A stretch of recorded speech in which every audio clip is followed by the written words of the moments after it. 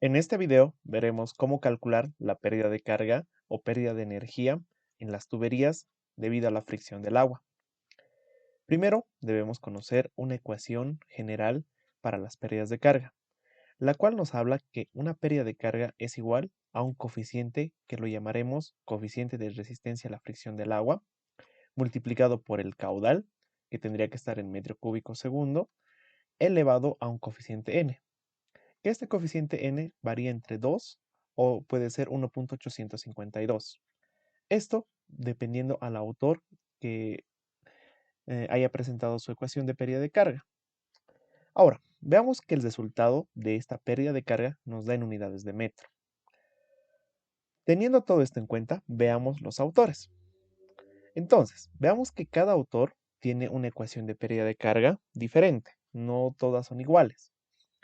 Existen muchas, pero en las que nos vamos a enfocar son en dos, en la de Darcy-Weisbach y en la de Hazen-Williams, ya que sus resultados son muy acertados al momento de calcular pérdidas de carga. Ambos autores tienen un coeficiente de resistencia a la fricción del agua, la cual está representada por cada una de estas ecuaciones.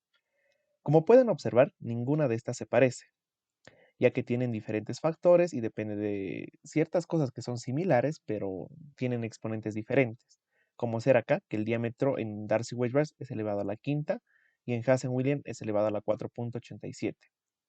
También podemos denotar que en Darcy-Weisbach utilizan coeficiente de fricción F y en Hazen-Williams utilizan el denominador un coeficiente C que está elevado a la 1.852.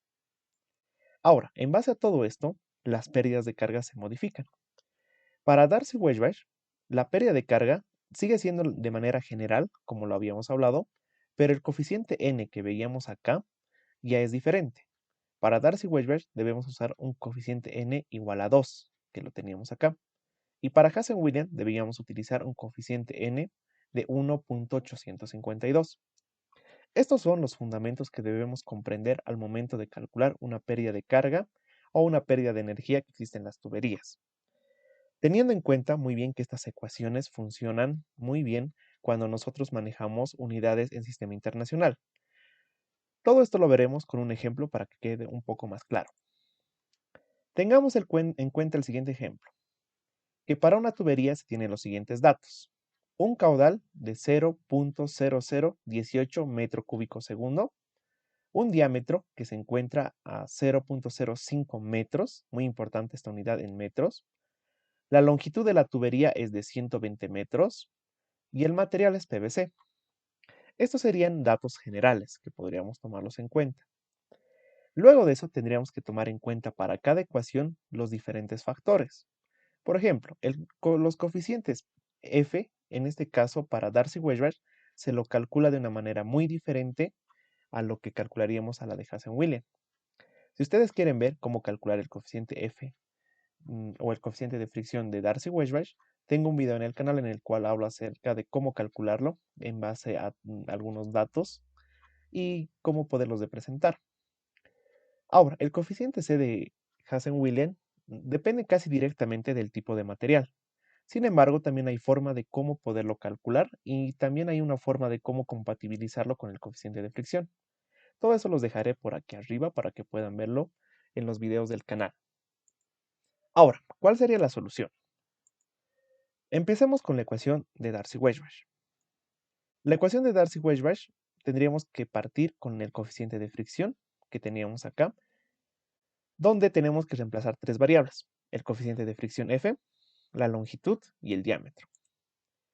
El coeficiente de fricción F lo tenemos acá, 0.0225, la longitud 120, el diámetro 0,05, lo que teníamos acá como dato, en metros igualmente, elevado a la quinta.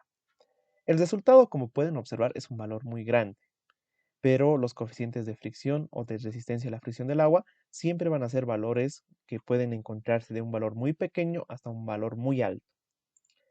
Luego de eso, calculamos la pérdida de carga, que como podíamos observar es agarrar el coeficiente de resistencia a la fricción del agua, el coeficiente K, que lo calculamos, multiplicarlo por el caudal, que tenemos aquí 0,0018, y elevarlo al cuadrado. El resultado de esto me da 2.313 metros. Esa sería mi pérdida de carga hallada por esta ecuación. Ahora, vayamos a la ecuación con Hazen-Williams. En Hazen-Williams tenemos el coeficiente que es un poco diferente, a la cual debemos sustituir la longitud, el coeficiente c y el diámetro. La longitud es 120, como teníamos en el anterior caso. El coeficiente c es 150, que es un valor muy ligado al tipo de material. Luego tenemos acá el diámetro, que es 0,05 metros, a la cual elevamos a la 4.87. El resultado de esto me va a dar un valor que es muy diferente al coeficiente de resistencia a la fricción del agua que calculamos por Darcy-Weisbach. Como pueden observar, son valores muy diferentes, que pueden variar tanto en la cantidad de decimales como en las unidades principales, como podemos ver. Ahora, en base a esto, nosotros calculamos la pérdida de carga. Con el coeficiente de resistencia a la fricción del agua, calculado por Hazen-Williams, los emplazamos en la ecuación y lo multiplicamos por su caudal de 0,0018 metro cúbico segundo y lo elevamos en este caso a la 1.852. El resultado me da 2.14 metros. Entonces ya hemos hallado la pérdida de carga o pérdida de energía debido a la fricción por ambos métodos o por ambas ecuaciones. Podemos llegar a una conclusión. Podemos decir que las ecuaciones por Darcy-Weisbach me da una pérdida de carga de 2.313. Por Hazen-Williams me da 2.14 metros. Estos dos resultados, como pueden observar, son muy similares. Efectivamente no van a ser iguales porque, como han podido observar, son muy diferentes. Solo al momento de calcular la pérdida de carga final es donde se parecen, aunque aún así llega a variar con el coeficiente n que teníamos, pero a pesar de todo son valores muy similares. Es por eso que son muy acertadas estas dos ecuaciones al momento de calcular pérdidas de carga por fricción, al momento de utilizarlos en diseños de sistemas de tuberías que pueden trabajar a presión. Esa sería la manera correcta de cómo calcularlas. En el canal tengo una lista de reproducción acerca del cálculo de tuberías que trabajan a presión, en el cual hablo acerca de estos temas similares, incluyendo de cómo calcular paso a paso, en particular cada una de estas, en videos separados, y también otros temas muy similares en tuberías que trabajan a presión, en la cual se incluyen pérdidas de carga. Les invito a que puedan verlo, esos videos en el canal. Por el momento, eso sería todo. Si les gustó, lo pueden dar like y compartirlo para que pueda realizar más contenido. También les invito a que visiten mi página www.fanesi.com, en la cual subo contenido en mi blog.